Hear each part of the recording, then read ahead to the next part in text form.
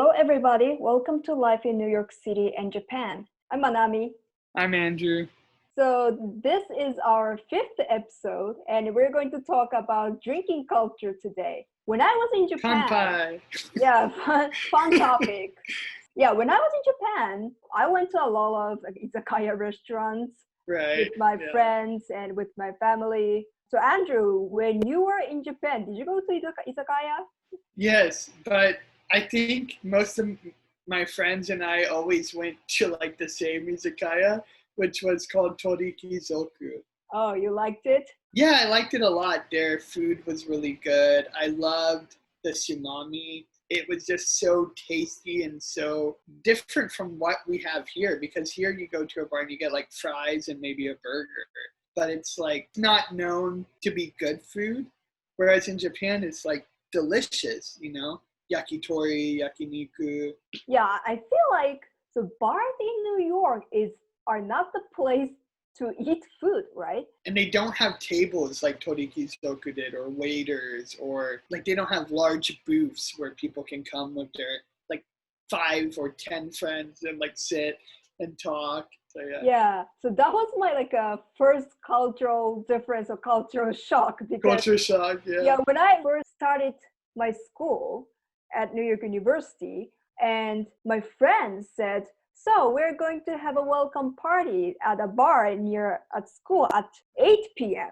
And I was so used to the culture of izakaya, so I thought we were going to eat something over there. Yeah, you were like, wow, it's gonna be great. Yeah, so we're going to eat probably hamburgers, french fries, so many foods. And then I went to the bar and nobody was eating anything. And then I didn't eat anything before that. And then I was like, okay, when am I going to eat food? Ramen or something. And then I just ordered some drink, and then I just went back home feeling super hungry. And then afterwards I had instant noodle at the night. Wow. Yeah. I mean, that's what is really interesting about bar culture, is that there's always those sayings where like when you drink with someone in Japan, they take down their tatemae, they take down their work airs and become more conversational. And it's interesting because in Japan and izakaya, it's like, so most of the time people are like quiet, right? Like on the train, on the sidewalk, wherever you go. But in izakayas, Japanese people can be so loud sometimes. And it's so shocking because it's like quiet outside, and then you open the door and it's like people yelling, people like joking really loudly. It's so different. Yeah, that's so true. I went to a lot of izakaya restaurants, but I really liked the private space restaurant. There are a lot of different types of izakaya restaurant. One is like open space and it gets really loud. Right. The other one is like a personal space izakaya. We can have like a personal booth, and then we can just enjoy food and drinking. I like the other one. I like the latter one better than the open space one. Yeah, I like the private booth one, and that's why I like Torikizoku, because everyone had like kind of a booth area where they could sit. Because one time I did go to an izakaya that was more, I guess, local, and they have the big plastic curtains in front of it, and you have to like open it and like go through all the curtains, and then it's like everything is written on like paper and on the walls. The kanji is really hard to read because it's like written with like a brush, and people are just like talking in slang, and everyone knows each other, and they're sitting at like wooden tables that are kind of small. So yeah, I mean, it's definitely a different experience than sitting in like a normal booth, private booth izakaya. Yeah, so true. In New York, I don't go to bars so often, but I rather not go there because I know there are some bars that don't have drink menus. So I don't know what to order. So whenever I go to those bars, I just say like old fashioned, because that's the only one cocktail I know. Right, that's so true. And going to the bar isn't the same as going to an izakaya in Japan. You can't just go with your friends. And I feel in New York, a bar is more like where you go like on a date, or where you go for like a big party, or where you go for like a celebration. Yeah, that's so true. So, of course, I went to Izakaya for party. We went there like a big group, but the ordering system is very easy in Izakaya. We have like a like a iPad. How do you describe that? How do you describe that as like an Yeah, iPad. electronic iPad? And I mean, after I thought about it, have you ever been to Applebee's before? No, So Applebee's here in New York, they actually use iPads too. And have you heard of Chili's before? no. Where is it? Well, I think Chili's is more like in residential areas, but they're like just general American food restaurants, but they also have like touchpad Oh, system, really? which is yeah, and you can actually order food from it. And those places, you can order drinks and side dishes, and they're not bars, they're family restaurants. I guess they kind of resemble izakayas because you can go there with friends and have a large like booth or table, and you can order food off of the iPad. I guess it's closer to a family restaurant like Gasto, or Mm-hmm, mm-hmm. one of the like Italian family restaurants in Japan. Okay. It's closer to that than it is to like Torikizoku, but it's kind of similar. Yeah. Oh, really? I didn't know that. Yeah, probably I should try that one too. But when you go to like bars, like without like that doesn't have menu, how do you order? How do you order a drink? Right. I guess the other aspect I noticed is that the local people know the best places, and those best places may not be places you thought of. They may be also member areas. Like I think one of the izakayas I went to was like really small and it was kind of hidden. But when I went there, I actually ate some fish, and I think I ate puffer fish for the first time. So I was really nervous about it, right? Because puffer fish is dangerous. But because like my friend knew the place and he's eaten it before, I trusted him.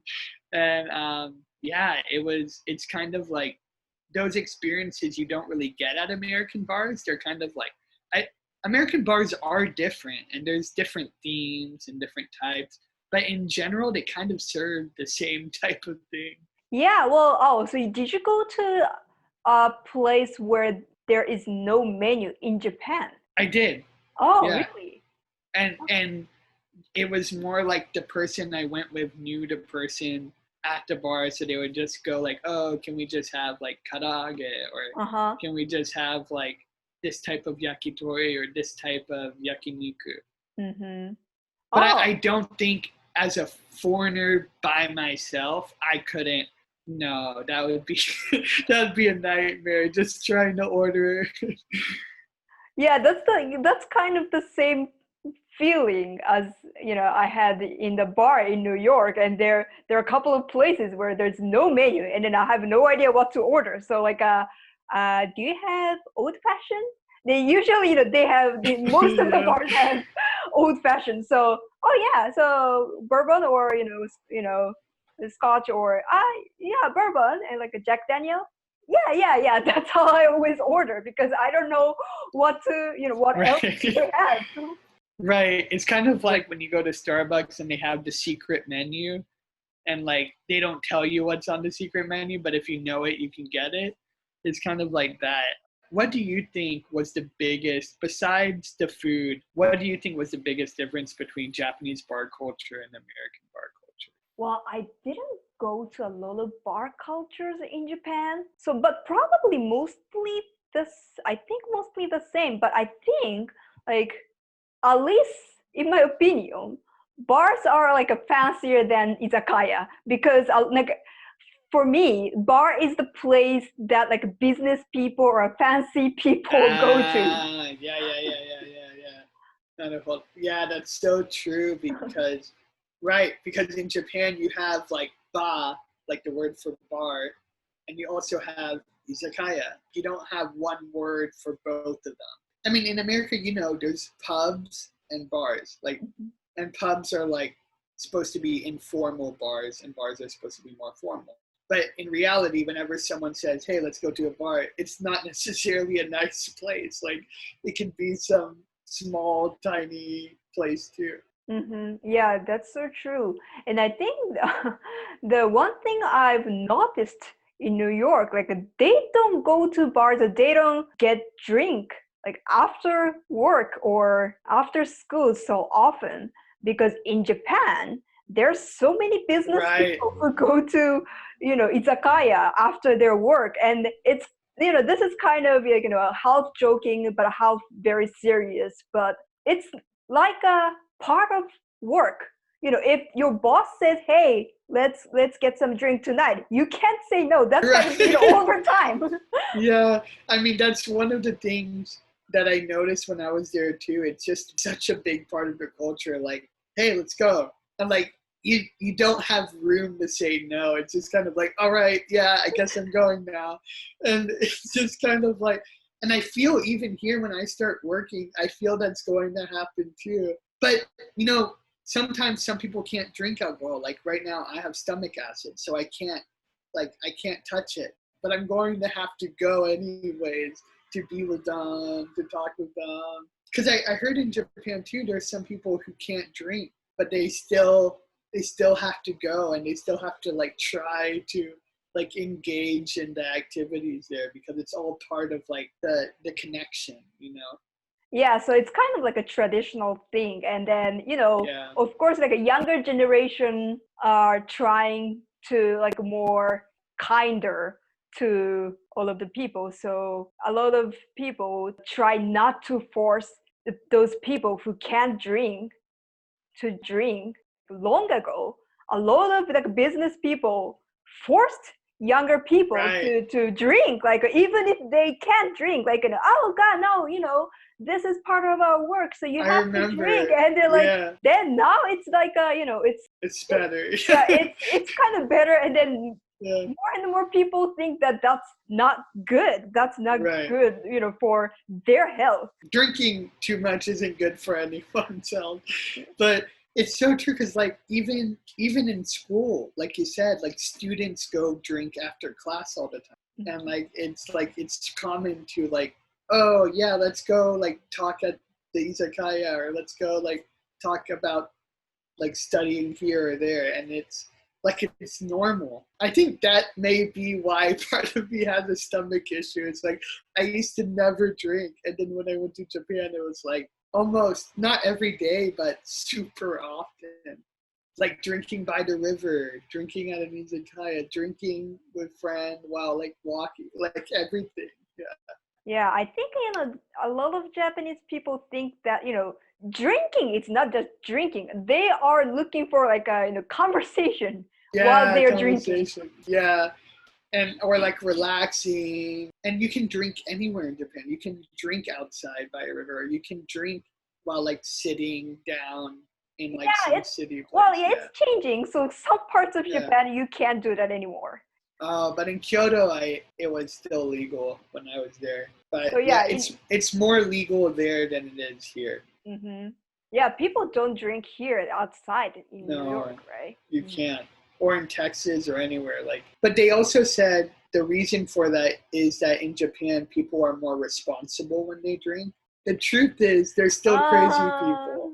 But Yeah, right, some people are like, oh, but we don't get crazy like Americans do when they drink. Yeah. yeah, but there are of course certain number of people Who get crazy.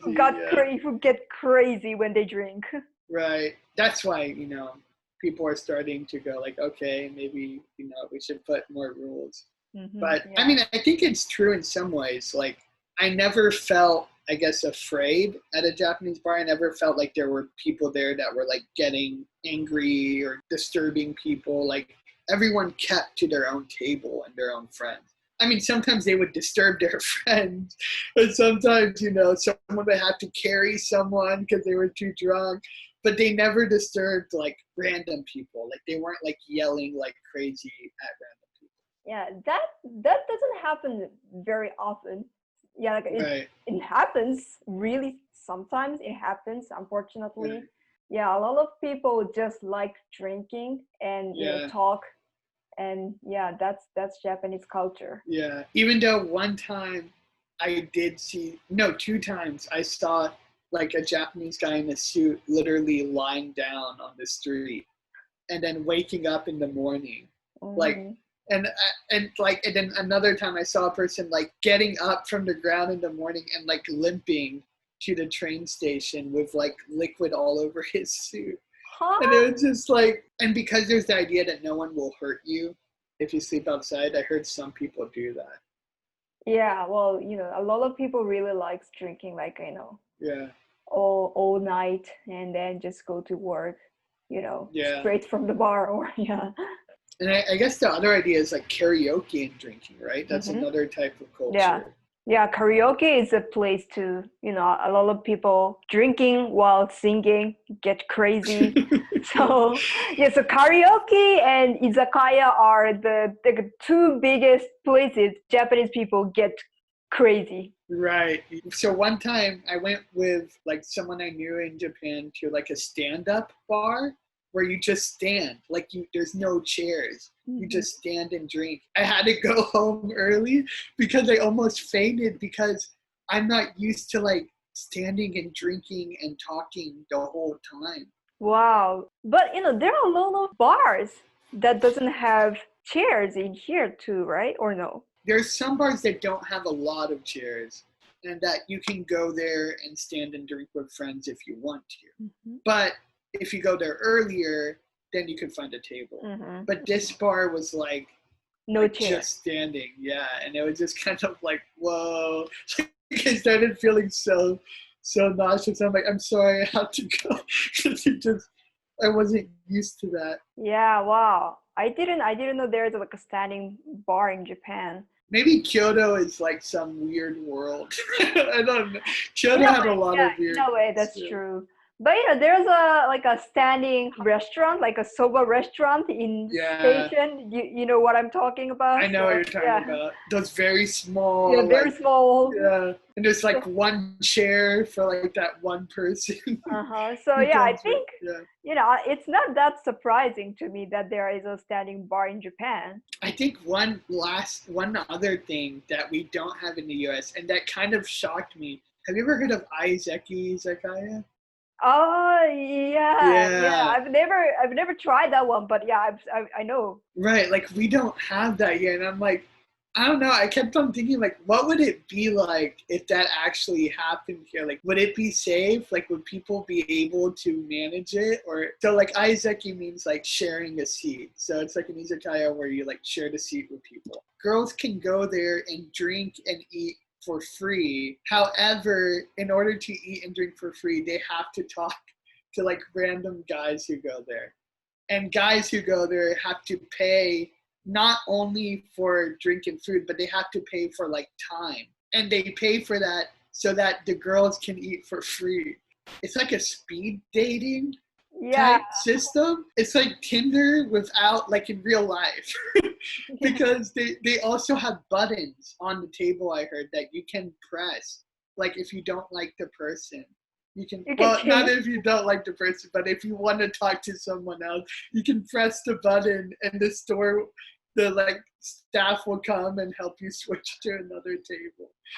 Oh my God, that's crazy. Yeah. Yeah, I did go once with like my Japanese friend, and I felt so awkward. I was just sitting there, and it's just like it's so weird because I'm like, why are we here like talking to random people? And it's like it's just such a unique experience because I don't think that would work in the States. I feel too many people would get angry, too many people would not understand it. Because, I mean, in another sense, you can just go there to talk. You know, you don't have to go there for dating. You can just go there to talk to people. I think if it happened here, there would be way more creepy people. Because I think Yeah, yeah, I don't think good people would go if it yeah. opened Well, up yeah, here. I know what you mean. Yeah, because Yeah, probably it's because of Japanese personality who right. a lot of people think that they have to be polite to strangers. Right. So that kind of helps. Yeah, That it helps a lot. And it makes it a lot less awkward because like you're both shy. You know, it's not just like one person that's not shy. It's like you're both shy and it's like, oh, what do you do? Oh, I do this. Oh, what do you do? You know, and it's like it feels normal instead of like who knows what it would be like if it happened here. hmm Well, yeah, I've learned a lot of like different aspects of drinking culture in Japan today too. Yeah, it's different because here it's kind of like, yeah, there's a bar I know in New York that's like Doctor Who theme, and there's like other bars that are like have some type of culture theme, but in general, like they're not that different. It's like you go, you sit, and you like drink a lot and listen to rock music or whatever music they play. In Japan, there are a lot more like interesting theme, Right. izakaya or a drinking place That's than so true. than in New York. All right, so this is for today's episode. So we are going to talk about language learning in a foreign country in the next episode. So Woohoo! we'll we'll see you next time. Matane. Mata ne.